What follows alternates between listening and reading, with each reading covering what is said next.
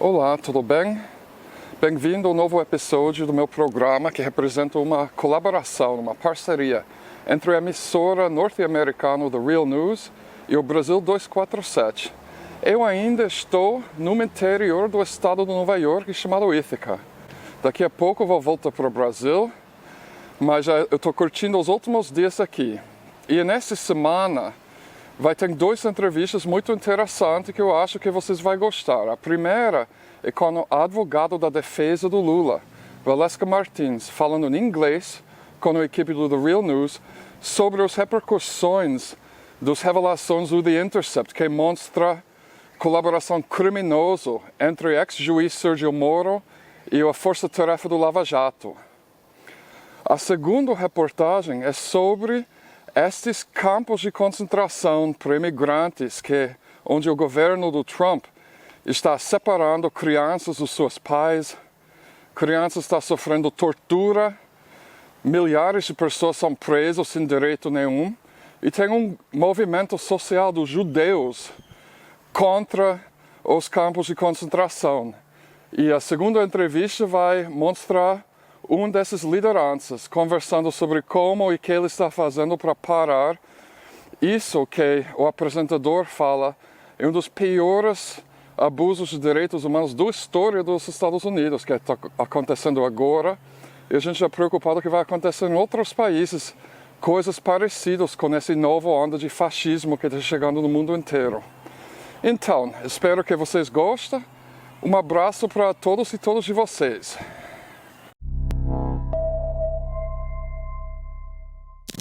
It's the Real News Network, and I'm Greg Wilpert in Baltimore. It's been several weeks now since the investigative news outlet The Intercept published explosive revelations about the extensive collaboration between prosecutors and judges in Brazil's sprawling corruption scandals. In Brazil, the focus of the topic has recently switched in two directions. First, Brazil's legislature summoned Glenn Greenwald, one of the founders and main journalists of The Intercept, to testify about the revelations. And conservative lawmakers there are accusing Greenwald and his colleagues of having gone too far. Also, there are efforts now underway to intimidate Greenwald by investigating his finances and sending him death threats. The other recent development is that the conviction of former President Lula da Silva is being questioned.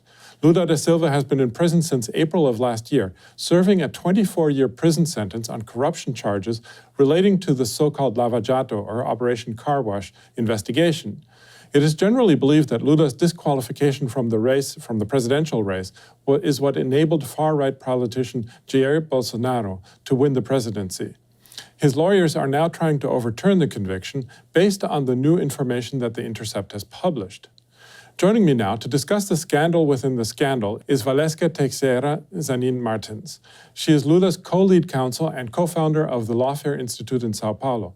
Also, she's author of the book, The Case of Lula, The Battle for Affirmation of Human Rights in Brazil. Thanks for joining us today, Valeska. Thank you. It's a pleasure to be with you. So, what do The Intercept's revelations about the cooperation between Judge Sérgio Moro, who is now Justice Minister, and Prosecutor Dayton Dallagnol tell us about the fairness of the trial against Lula? Well, it confirms what we have been alleging all along. We've been filing habeas corpuses. We have been filing what we call motions for suspicions since 2015, alleging that Judge Moro has never given Lula a fair trial or a fair investigation. In Brazil, there is no separation between a judge who presides the investigation and the judge who presides the case. Therefore, Judge Moro was the one who issued all of the precautionary measures in terms of search warrants, in terms of his arrest at the airport for bench warrants. He conducted all the investigations, and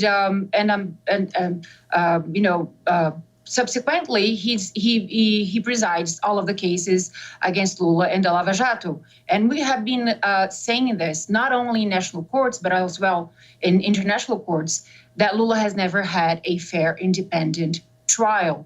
Lula was never given the right of a fair defense. His attorneys ourselves, we were monitored for a month.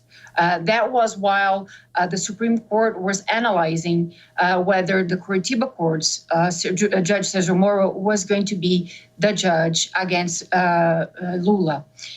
So we witnessed gross violations of human rights, evidences which we tried to actually obtain and present to the courts were denied over and over again, repeatedly in all of the procedures. Therefore, we believe that if Lula is tried by a fair, independent trial, there's no doubt that he will be found innocent. And this is that's actually all that he wants. He wants to be tried and all of the evidences of his innocence to be examined by a fair, independent panel of judges or judge according to Brazil, that will unequivocally acquit him. Now, is there a reason to believe that what happened to Lula is an isolated case of politically motivated judges and prosecutors? Or is this an example of the nature of Brazil's judiciary more generally? That is, what do the revelations say about Brazil's judiciary? Well, actually, what we always claim, we've always proven regarding Lula is that he was a victim of a politically motivated trial, a politically motivated procedure, investigation. If an impartial prosecutor analyzed the evidences that were produced in the files or even during the investigation, no accusation, no charges would have been filed. That's how strongly we believe about the proofs, the evidences of innocence that were produced all over the Lava Jato regarding the Lula case. Now, in terms of what the judiciary in Brazil and how it is perceived by the population, we also have filed before the United Nations various studies saying that the Brazilian judiciary is not perceived by the population as a fair, impartial branch in Brazil.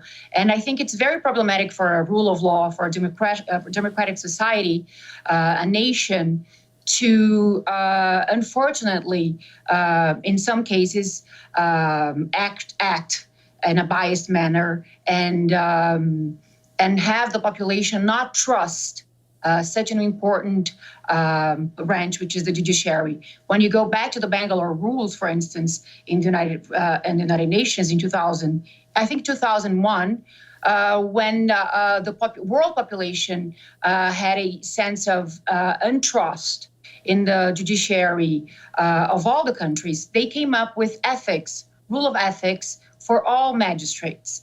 Those rules are supposed to be followed and obeyed by all magistrates, all judges around the world, so that the population may feel trust and have a sense of security that the judiciary branch in all over the world will be looking over their rights and will be securing the full compliance of all human rights and all of the laws in all over the country. So I think all of the world. So I think it's a very important time that we live. The intercepts messages that have been leaked somehow question whether these rules are being observed and how the population actually feels about the people who are supposed to defend the compliance of the law to its full extent. Okay. And so what happens now? Can Lula's conviction still be overturned? Tell us about what your next steps are.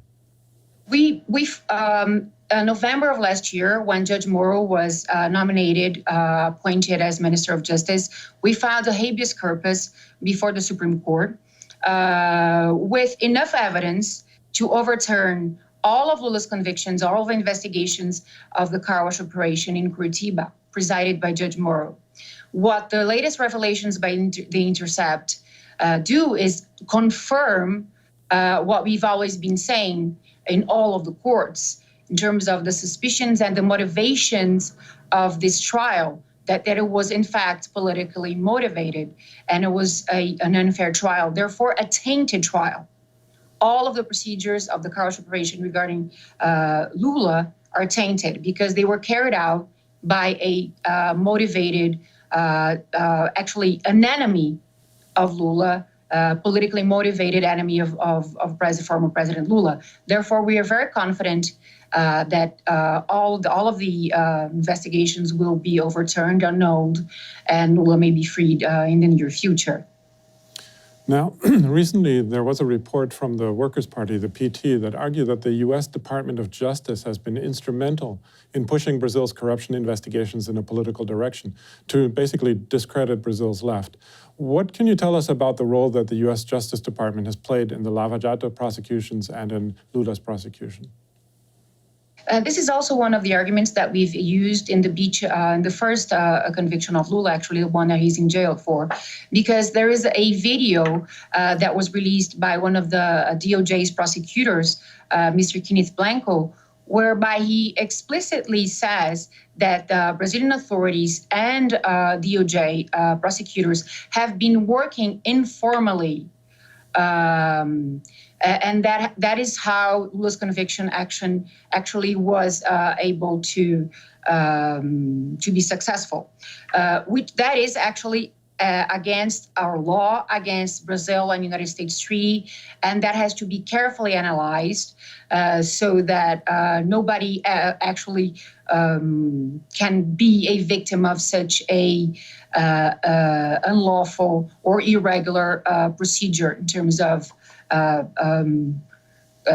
exchange of information, exchange of evidences. Okay. Well, we're going to leave it there for now. I was speaking to Valeska Martins, Lula's co-counsel and co-founder of the Lawfare Institute in Sao Paulo. Thanks again, Valeska, for having joined us today. Thank you. Thank you, Greg. And thank you for joining the Real News Network.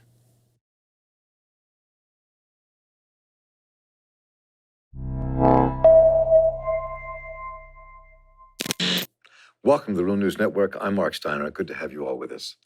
From the moment Alexandria Ocasio-Cortez and Ilhan Omar were attacked for calling and equating the detention centers holding children without any daily sanitary amenities or beds separated from parents, those who care for them, with concentration camps, they were attacked by Republicans, by some Jewish organizations, and some Holocaust survivors. But other Holocaust survivors, Latinx Jews, and other Jewish activists formed Never Again Action and other groups to confront ICE, Trump, and the detention of immigrants living in inhumane conditions. We are joined now by Molly Amster, who is the founding Baltimore director for Jews United for Justice, which organizes the Jewish community in partnership with other communities in this fight for social and economic justice, and has been working on migrant and justice issues for the last several years at the local and state level, and participating in the Never Again actions that have been happening across the country over the last few weeks. And Molly, welcome. Good to have you with us. Thank you. Good to be here. So it was very interesting to watch this whole sojourn, this arc from the moment that Ocasio-Cortez used the word concentration camps that sent everyone into a tizzy, upset that you would dare to compare what's happening here with that. And there's arguments to be made on both sides around that. That's fine. Mm-hmm. To this moment now when Jews from across the country have been organizing to stand up to ICE surrounding detention centers. So talk a bit about this, what's been going on from that moment to now in this community. And it seems to be engulfing in many ways more Jews than many of the popular media and others would like to realize. Yeah, I mean, I think that especially for younger Jews who really grew up with significant Jewish education in day school, in summer camps, myself included, right. At Hebrew school, we were taught never again because we were instructed to never let anything similar, any kind of similar dehumanization of another group of people happen. And while, we could argue about semantics, is it or is it not the same thing as what happened in the Holocaust? Mm-hmm. It really doesn't matter. What is happening is completely unacceptable. People are dying. Children are separated from their families. People are being tortured. And we believe that what we were taught by our elders, never again, we don't need to wait till it is the exact same thing. We want to intervene now when we feel like it's at a real crisis moment. I want to explore that in some depth, because given the latest actions and the words of Donald Trump and how that might affect the future and how that actually threatens what we're talking about here, I want to get into that in just a few minutes, but first what I'd like to do is to show all of you this short clip from the detention center in New Jersey when the Jewish activists surrounded that detention center and what happened. We are calling on our people to put their bodies on the line to stop ICE. Never again! Never again! Never again! My people have been here for many, many years, and for those years they've been criminalized, they've been dehumanized, but yet we are here strong and powerful. This is just the beginning of many never again actions across the country. Which side are you on? Which side are you on? So that was just a piece of what's going on. It's been happening across the country. And so, these demonstrations to me, when I first saw this happen, to me is a kind of very powerful moment because this is making the connections we were alluding to before. And when you look at what Donald Trump has done and the words he's been using lately, telling people to go back to their own countries and calling out these 4 women of color who sit in the House of Representatives. And what's building around this kind of nationalist movement that seems to have seized the executive branch and the mindset of a large number of our fellow citizens. So to stand up means something at this moment in ways that we did not expect that to happen. Yeah, I think that it's honestly pretty scary what's happening. Even as a person who is not directly being targeted in this moment, I personally see all of these similarities to what we learned about. And honestly, there's, at least for me as a kid, there was an obsession with the Holocaust.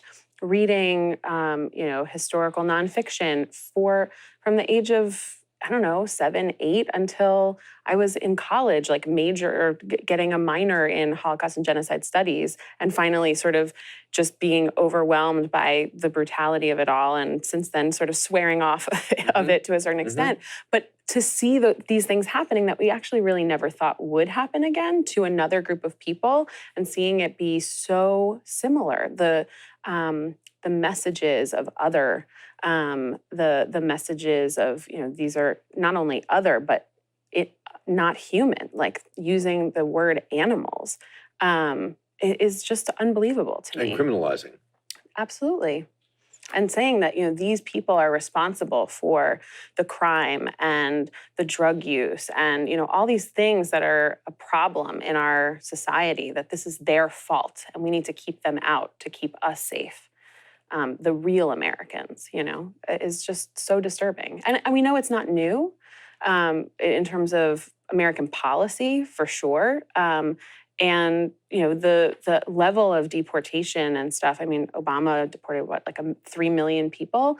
But the detention in particular, having ramped up so significantly, and children and families being separated, that is a new level of mistreatment that we're subjecting people to. And, to stand idly by is not something that we're willing to do. There's a couple quick questions here. One, I'm very curious how you would make the argument for people that when Alexandria Ocasio-Cortez and others use the word concentration camp, and clearly that inflames many people who are Jewish, and it inflames many people who are on the right, because it's a good foil to use to attack what they're trying to say and do. So for you, as an organizer, which is what you are, how do you build that argument for us about that connection between the two? I too grew up in a home with people with numbers in their arms. I knew from a little boy what that meant. Because I'm from the generation just after the Holocaust. And so I understood what that meant, and in the most minute details. So it's very meaningful and very powerful. And when you see this happening, you see people sitting in cages, locked away, and little children alone in cages, dirty diapers. It moves you to something. But connect that for us. What's that connective tissue for people who can't quite get it? So I have an aunt who voted for Trump, who was posting different memes comparing Nazi extermination camps and the detention centers, pointing out, these are not the same things. These are not equivalent equivalent situations. And again, it goes back to, and I said this on her page, she did not respond, but I said, let's stop arguing about what we call what's happening. Let's just work really hard to stop what's happening because it's an atrocity. And there are 3 goals of the Never Again action. And one of them is to move away from semantics and to really talk about what needs to happen in the situation, which is that the treatment of people needs to be improved. We need to abolish ICE and defund ICE. We need to close the camps, and we need to stop the raids that are happening also just in our neighborhoods. These kinds of actions are really terrorizing people. So I mean, in the demonstrations themselves, I've had an effect on people because it's kind of opened people's eyes. So I'm curious what you think the opposition will lead to. I mean, we're now talking about the potential of having these ICE raids, and where we're sitting in Baltimore, we will be one of the 10 or 12 cities that will be targeted in this country to go after the immigrants. So what is the response, and what do you do? I mean, is this a similar time to the period when the good Germans were hiding Jews? I mean, what are we looking at here? There are people who are doing that, especially congregations are looking at bringing, opening their doors to people. In our community, well, in Baltimore and across the country. Yeah. The 2 tactics that Never Again Action is employing, in addition to changing the narrative and trying to get our community to see that it doesn't matter whether we call them concentration camps or not, we just need to end what's happening. The other is targeting the Democratic Party, who has frankly done very little to nothing to stop what is happening. They voted to give additional funding to ICE and CBP, totally unacceptable. We need to the message needs to be not $1 more for the border. Here in Maryland even, there's progressive legislators that are saying, well, why wouldn't we submit a proposal for the RFI to the federal government to put additional detention center beds here in Maryland? Wouldn't it be better for us to at least have them in good conditions? And the answer is no, we don't want detention. Detention is unnecessary and it's cruel and we shouldn't be doing it. What about the argument some liberal legislators would make and others would make, and they've made with me? Well, look, that's all very fine, and I don't disagree with that. But Trump is going to lock these kids up. And if we don't put the money in those places, these kids are going to live in deplorable conditions, and we can't allow that to happen to children, to other human beings. You've got to do something. You just can't sit there and go, well, close them when they're not going to close them. So what do you do for the people inside?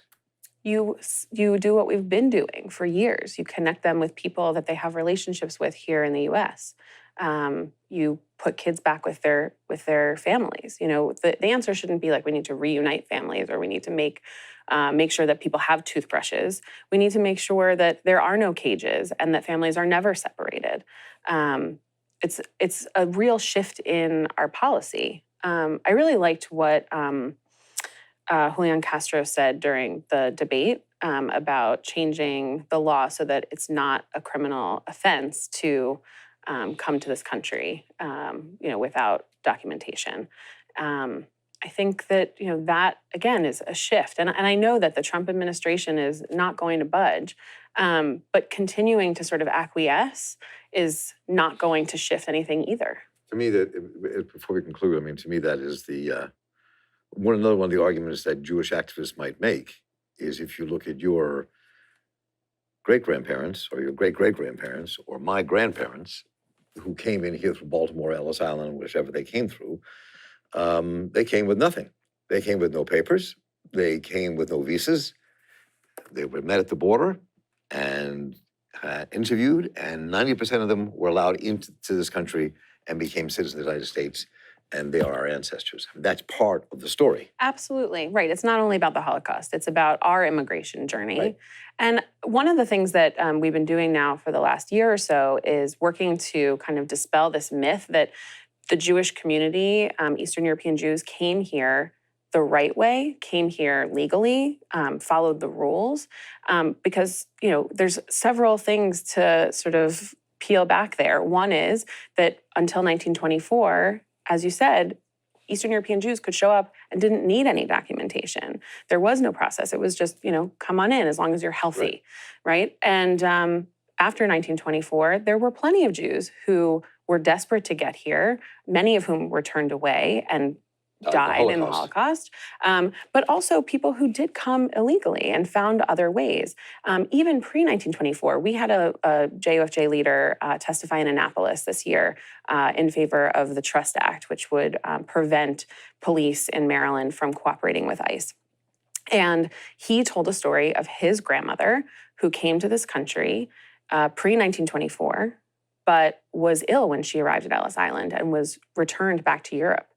And she came back on another ship, and before they reached Ellis Island, she jumped overboard and swam to the shores. And that is how she ended up here. It's how she survived the Holocaust. And it's how this man who's now sitting in Annapolis talking to his legislators, that is how he came to be, right? And so this idea that we're somehow unique and different and better or more good, more rule following, whatever, law abiding is just a falsehood, and one that allows us to separate ourselves from connecting with the story and the plight of all these migrants from other countries who have a different color skin than us, honestly. And that's it. The example is a very stunning one that you just gave, I think. And we are about out of time. We don't have time to get into this, but I think one of the most interesting aspects of this growth of the movement among Jewish activists are the Latinx Jews, who seem to take a really leading role, especially in the Southwest and in New York and some other places, that are really kind of leading the movement and pushing back from both ends. Yeah, it's wonderful. And I think it's another myth of the Jewish community in America, that we're all white. Because, there's about as many Jews of color in this country as there are Orthodox Jews. So that's an interesting way to put it. We really need to change the narratives, both nationally, but also for ourselves. Like, we need to see ourselves as a part of, our people are also being impacted by what's happening. Molly Emser, thanks for the work you do, and thanks for being with us here today at The Real News. Good to have you here. Thanks very much. And thank you all for watching. We'll do much more of this. This is one of the most critical issues facing our country ever. And I'm Mark Steiner here with The Real News Network. Thank you all for joining us. Take care.